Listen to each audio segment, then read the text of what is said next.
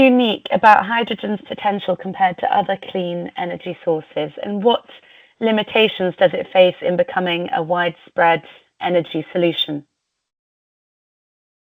Well, hydrogen seems to be a perfect solution on the first view, because when it burns, it just leaves water behind, and which is great. No CO2, so everything seems to be fine, and climate issues, CO2 release in the atmosphere, so it seems to be over and solved. But of course, this is the very, very, let's say, rough view.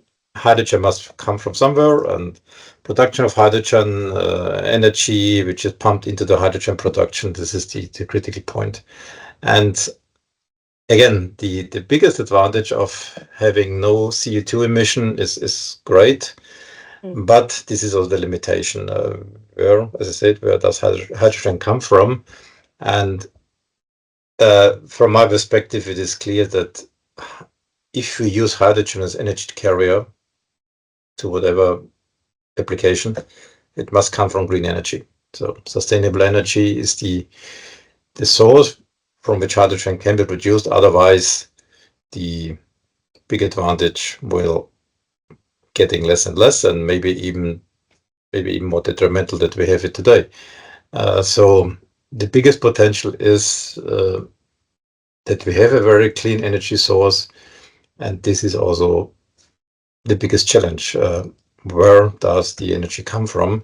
And this will be also the limitation, because this energy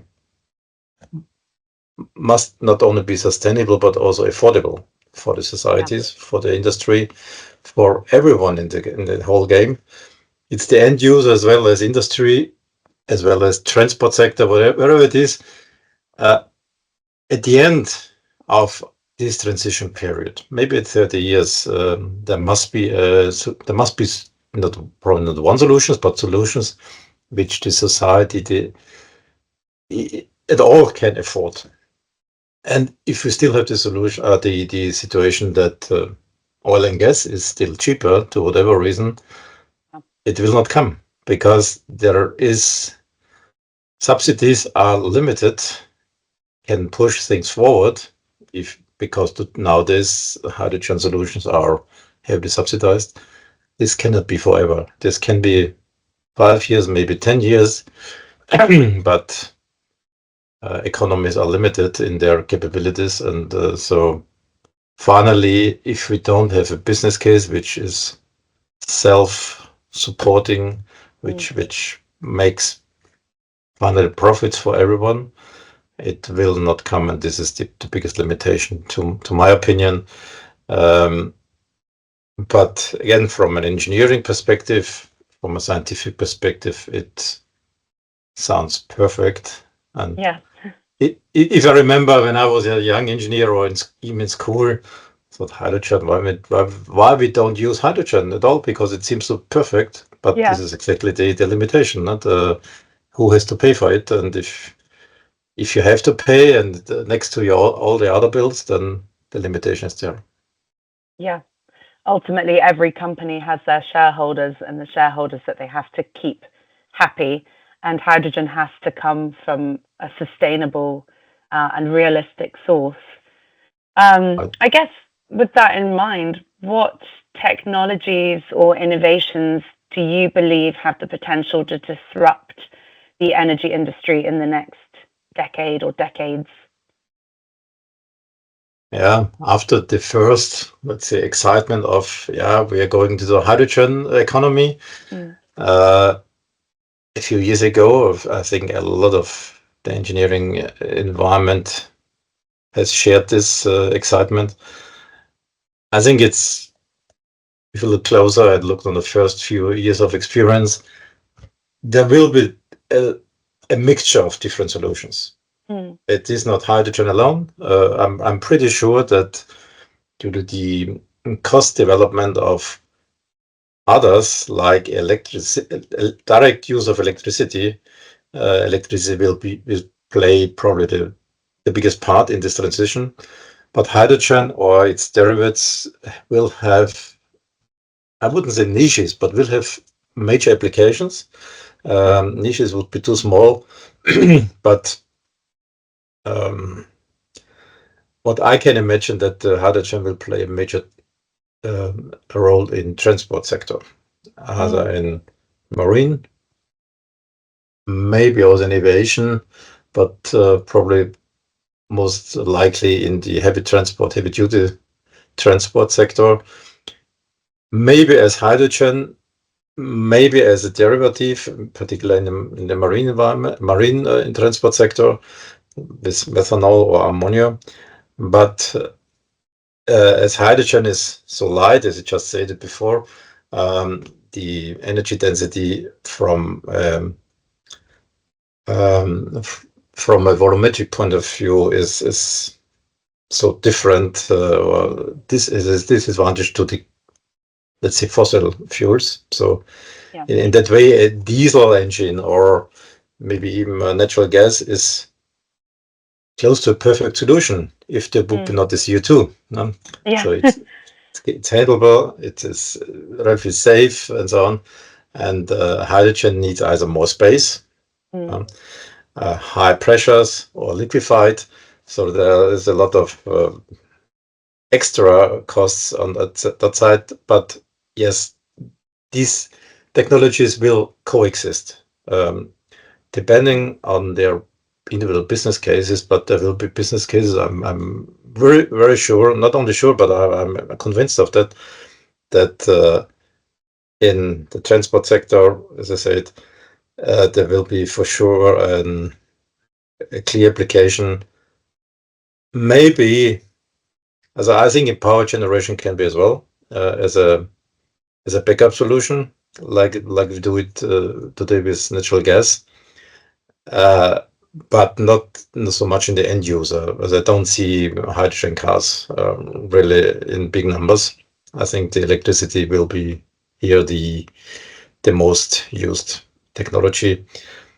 And even maybe last word to that, even in the production of hydrogen, I don't think this is as I think it's a quite a dynamic situation, because today we're going more towards a blue hydrogen with carbon capture solutions, which is probably different, as it will maybe dominating the next 5 or 10 years, but in 30 years it will probably not play a bigger role anymore, but there will be some transitional technologies before we end or going into a more hydrogen orientated economy. I think this takes one generation, at least 30 years plus.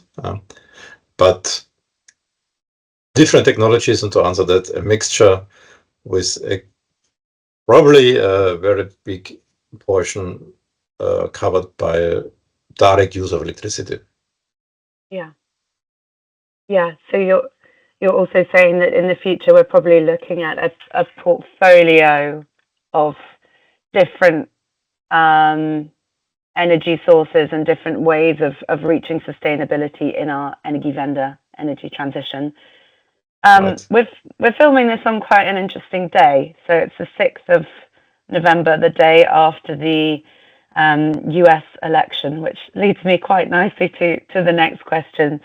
How do you view international politics? And we've already talked briefly about economics, but how do you feel that international politics and economics will shape the future of oil and gas? And how might that shift as we're moving towards alternative energy sources?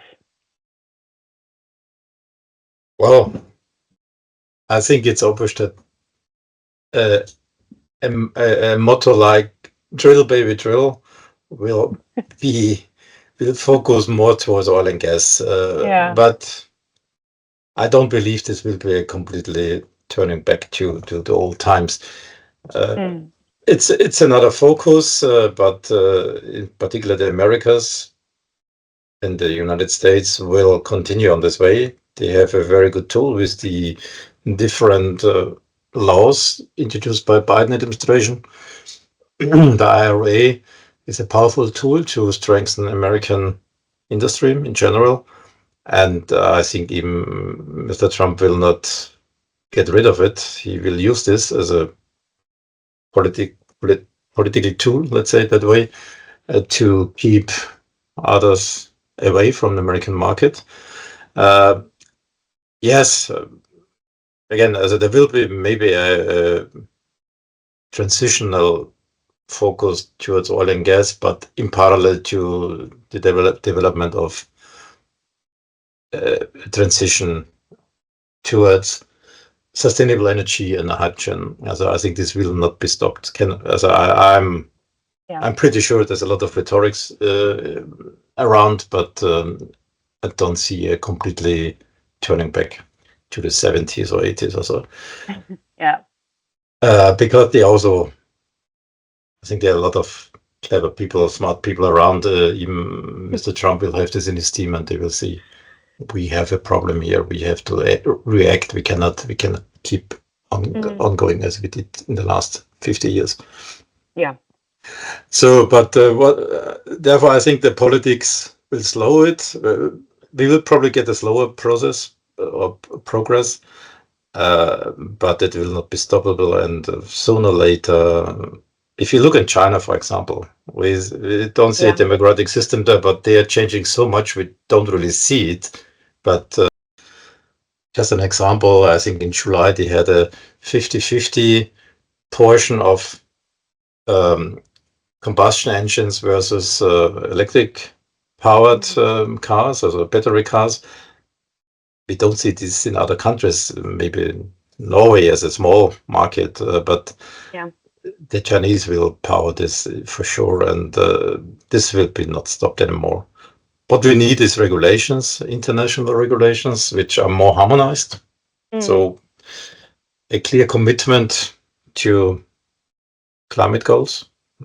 This is weak, is there, but well, it's maybe not so reliable as it looked 5 years ago. But this has to be strengthened, and this will probably also come. And I think the biggest step forward would be if the big players in oil and gas step in. When they stepped in already to some extent, and if Shell, if Exxon, they have part of their industry is towards sustainable energy, but they go in parallel. Also, they also have to take care on their shareholders, and they have no other chance anyway. But they started, and they can probably shift relatively. I wouldn't say easily, but the effect if they shift more towards sustainable, or maybe even the other way around, this will have the biggest effect next to international regulations. Also national regulations, by the way, it's also not finished. But I'm, after all, quite optimistic. As maybe it's slowing. It's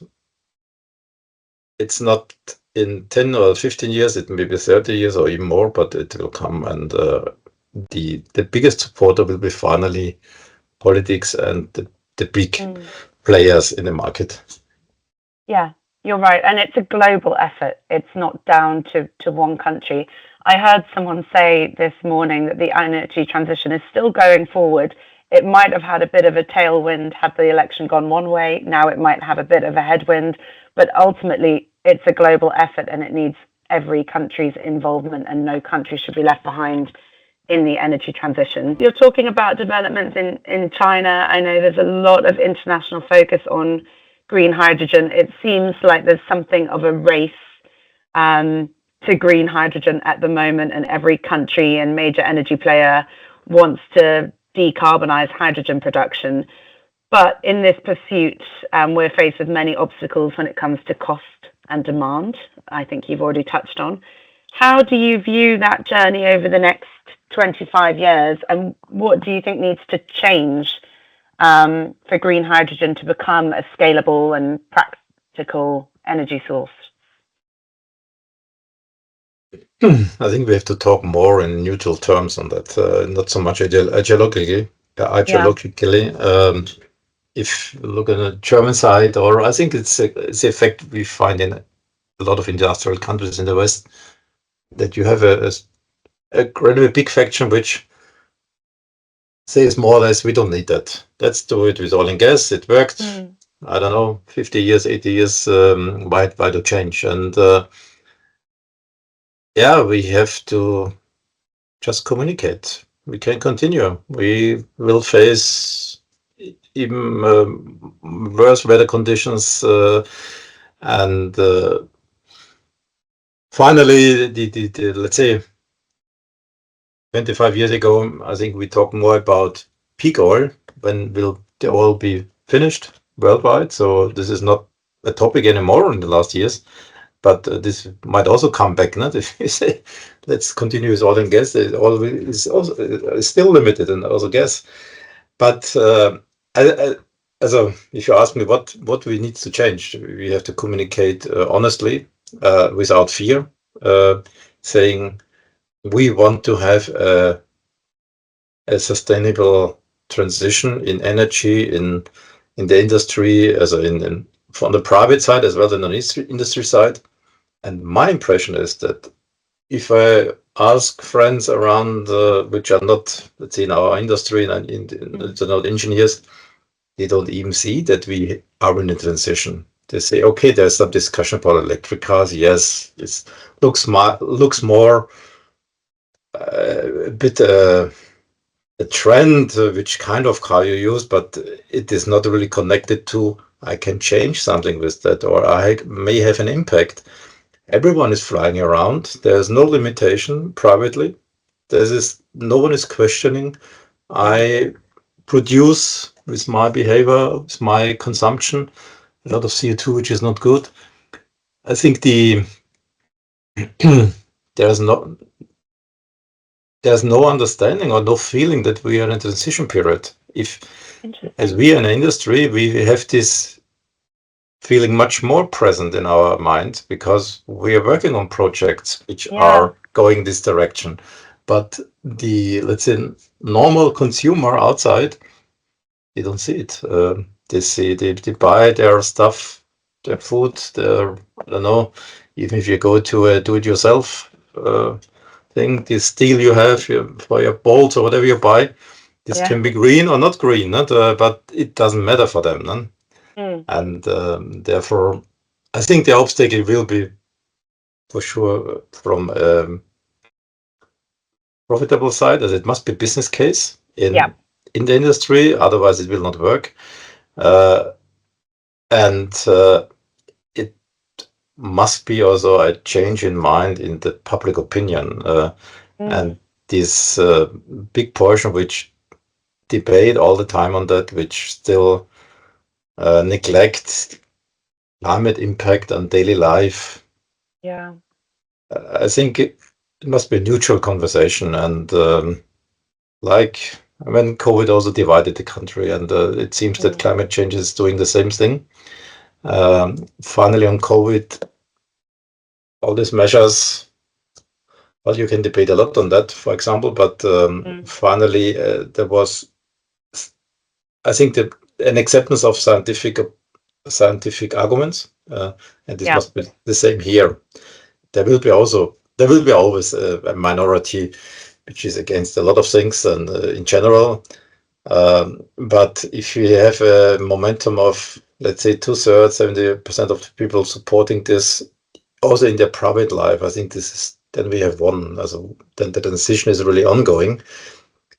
I don't see it now, to be honest. I see the idealists have changed their cars, this 10-15%, and they try to have another kind of living, but not the majority. And if we don't develop this sense of urgency in the mass public, then it's getting really hard, because also the politicians, they are looking on this popular.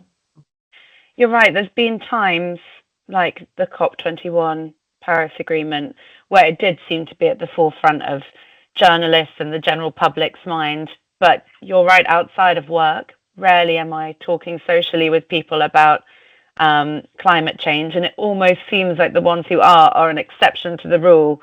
and there's people who are, part of Extinction Rebellion, or really stop oil, really strongly thinking about climate change, and then you're rarely seeing it in the normal conversation. That's a Right. really interesting point. Um, we have talked a bit about kind of traditional oil and gas, and I guess we have a lot of valuable lessons learned and a lot of technological advancements from the oil and gas era. How do you see that moving forward? Do you foresee competition or collaboration between the traditional energy giants and the newer renewable focused companies?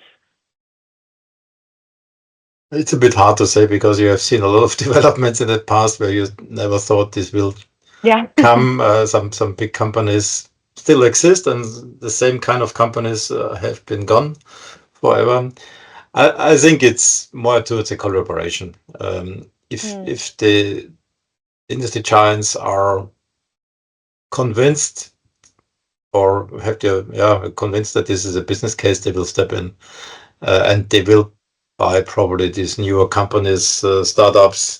This is happening already to Yeah. some extent. I think the startups alone cannot change the world. The energy giants, they need the new technologies or the development on this. They they need each other, to be honest. They one need the money, the resources, the others need the ideas and the technologies. I think a company like Tesla is maybe more an exception than a rule. Yeah. As they have developed from a startup to a really very important company, but as a pacemaker. But I think this is not the way it will be finally end. I think it's a combination. Yeah. Oh. To talk about our project management issues, Yeah. and I'm happy to hear your questions and giving my view on that. Yeah, it's nice to have you back. I guess I wanted to start with, because I'm speaking to a lot of project managers and construction managers every day. When I speak to other project managers, they naturally talk about the importance of having a bigger picture view while still understanding the finer details of the construction site.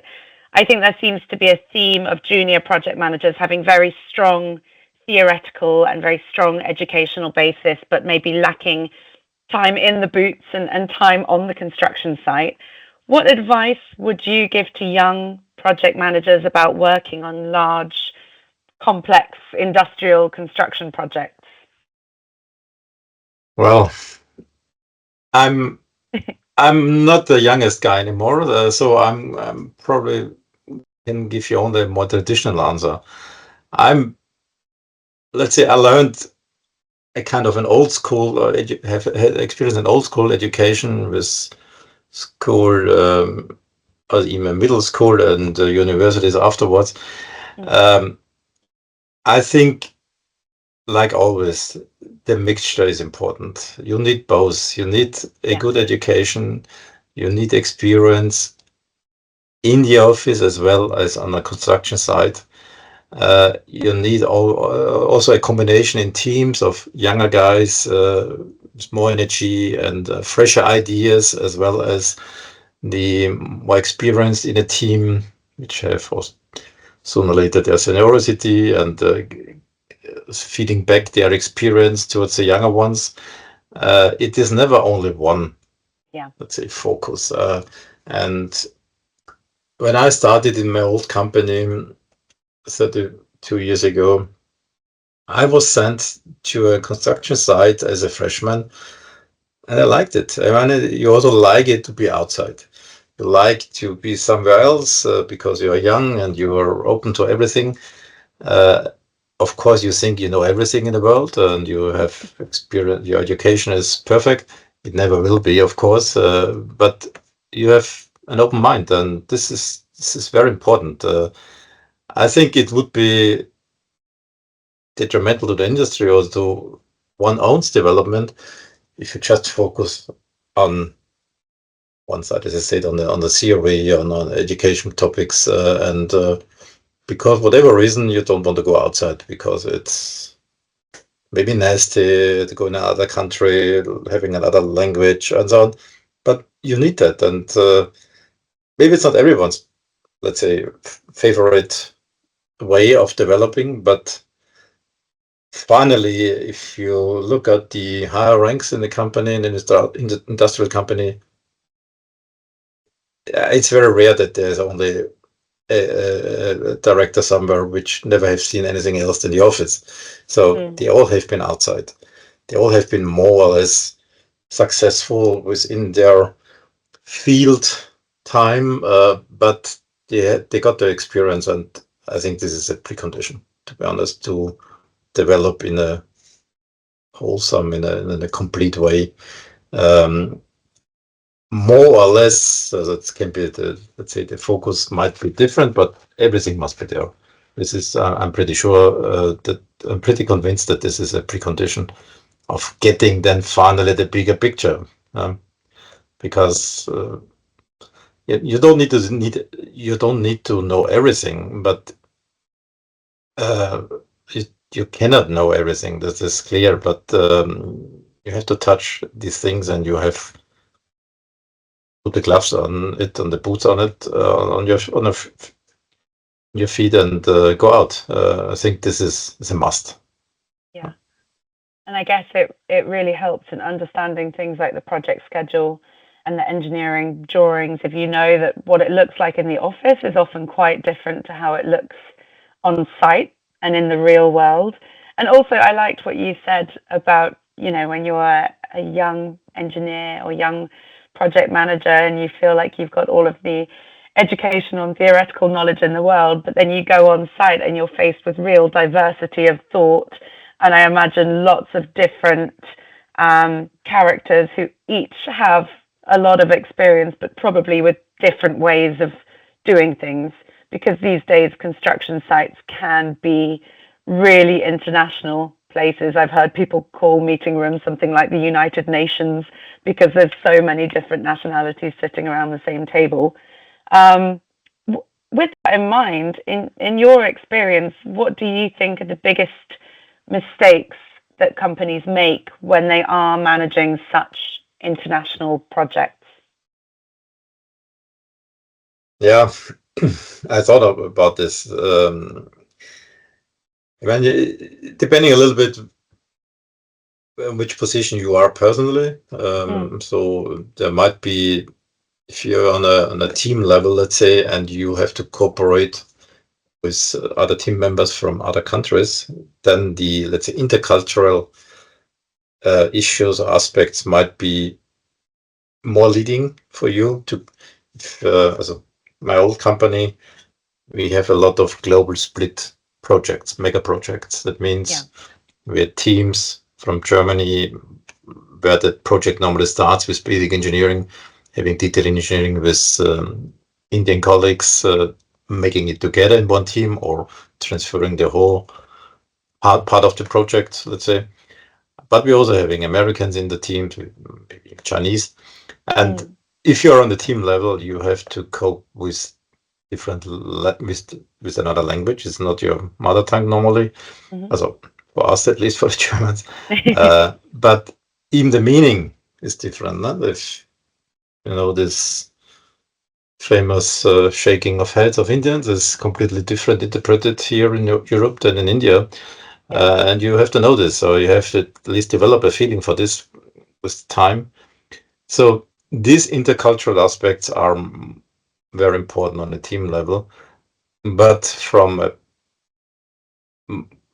higher perspective, from a project management perspective, it's very important that you have harmonized processes, a clear understanding of the process steps in general and all the roles and responsibilities which are going with these process steps, because you have split processes, you have a split project in general. People, different teams on different side of the oceans work maybe on same equipment. So maybe the equipment types are split, or even you work together. But anyway, your input might your output might be the input for others, and they have to know what to do with that. And you can make engineering, you can make projects in different ways. Yeah, I wouldn't say this is better, this one is better or the other one, but finally there is a big plant, a big industrial complex there, and it produces what it should be. So there are different ways to come to the final product. But if you have one company, one project management, you need to have a certain level of harmonization, and this is the biggest challenge of companies. And if in other words, the biggest mistake is not to have this harmonization. And from the overall project management perspective, but within the project teams, and I think this cannot be underestimated. The understanding between the different project team members is very, very important as well. And it can be a wording, it can be a gesture, a body language, and you have to be aware of that. And finally, this is also resulting in intercultural training on every side of the Atlantic or the Indian Ocean or whatever you see it. So this is happening, and international companies to take care of that. Otherwise, they're lost. So I guess it sounds like on those big international projects, it's probably really important to be having a lot of regular meetings to make sure everyone's on the same page and really getting processes made clear to everyone from the outset so that you're all singing from the same hymn book. Right. But just to add this, it must happening before already. If you start doing this harmonization and this common understanding between each other in the project, then you're losing a lot of time. Yeah, absolutely. So getting everything clear from the outset. There is enough which is left in the project execution finally, which needs to be clarified. But if you, I mean, all of the teams, whatever country it comes from, is eager to learn, and they're all curious about the others. It's not only we, but also the others. Let's say an Indian colleague also is interested. They're also interested to come to Europe or to America just to learn and to take to widen their view on in general. And this makes it also is a driving force. Not if you have an international team, normally they are all open for each other, and this also helps. It's not, to my opinion, not so much an obstacle, but more an advantage. But you have to manage it. Yeah, absolutely. I like that. It's more of an opportunity than anything, an opportunity to learn and develop yourself. You mentioned that you've worked on some projects of very large values, some mega projects. What are some of the biggest challenges that you've faced in maintaining morale, I suppose, and high standards on such long-term projects? You need these open-minded people in general. I assume that most of the engineers are structured in that way, because otherwise they would maybe not have studied this engineering, because the engineer are always curious. But you also need, of course, procurement guys, and you need contractual guys and so on. But normally, if you start in a company which you know is an international company working on big international projects, you're open for that, and therefore I don't see that as a biggest issue. But don't get infected by nationalism, for example, not depending on the political situation in your country.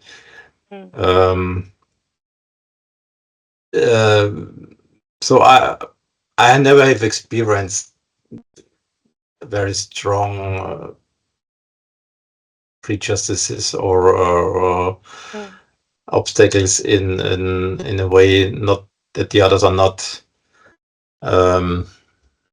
not liked, or nationalism, which says I don't work with this kind of people, or don't want to work in this country.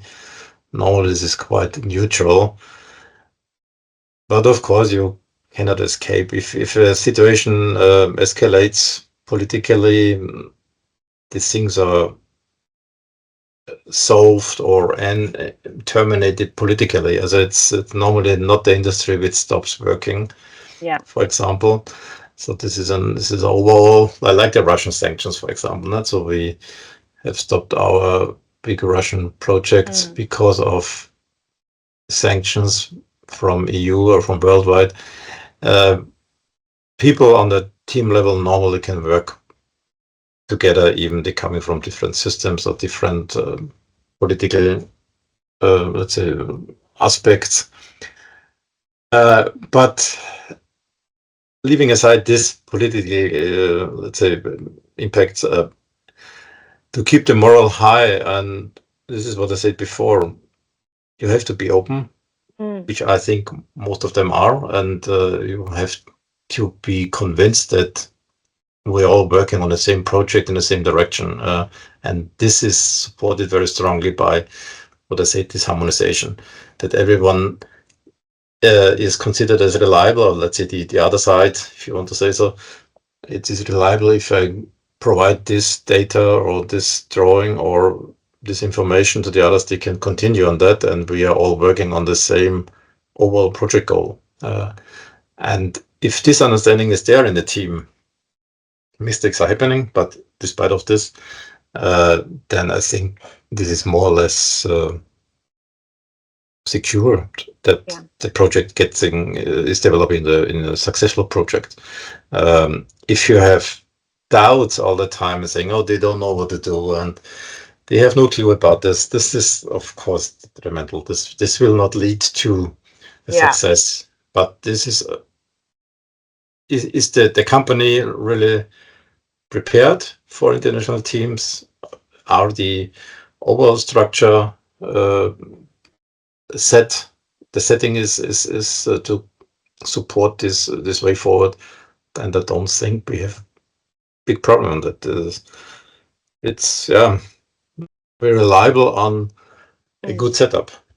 And as this is often the same company with different offices and different locations worldwide, normally we're all working on the same for the same name, not just the same people, but the overall goal and what we want to achieve.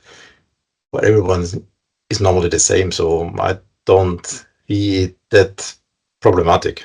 I think it's good advice for life, actually, staying curious to what you can learn from other cultures, other generations, other people that you're working with on projects, and that really does help you shape as an engineer or in whatever profession you're working in, almost. That leads me quite nicely to my last question. What's the best piece of advice that you were given as a junior engineer that you've kept with you throughout your career? Yeah, it's, I think, more or less similar to what you did before. Go out and learn. Be open. Be open-minded. Don't sit in your office just because it's nice and you don't have to move around. And there might be long days and short nights on construction sites or in different countries. But finally, if you stay there for weeks or months or how long it is for a project out somewhere abroad, you're always getting so much pluses in your so much experience. You don't get it. You cannot learn this. You have to experience it. And don't be shy. Be confident what you can, because you can something, even you have not been out. You just come. If you just come from university, you still have a lot of things already learned. But apply it and be open for that. So openness is always good. you can be more comfortable when you're 50 or 45, 50. Then these things will change because then you have family, you have kids, you have to take care on your own family. But if you are young and more or less independent, why not go out? Yeah, A lot of the young people are going out for vacations to every part of the world, so why not for working as well? No? yeah.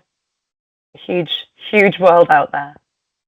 Cool. Also, this is a very good opportunity if someone is working in a big company which offers this, take advantage of this offering, and you cannot lose anything. You only can gain. Agreed. That's great. Thank you so much, Heinz. That was really great. Thank you very much again for the opportunity, and it was very a pleasure to talk to you and to Yeah, share these likewise. thoughts.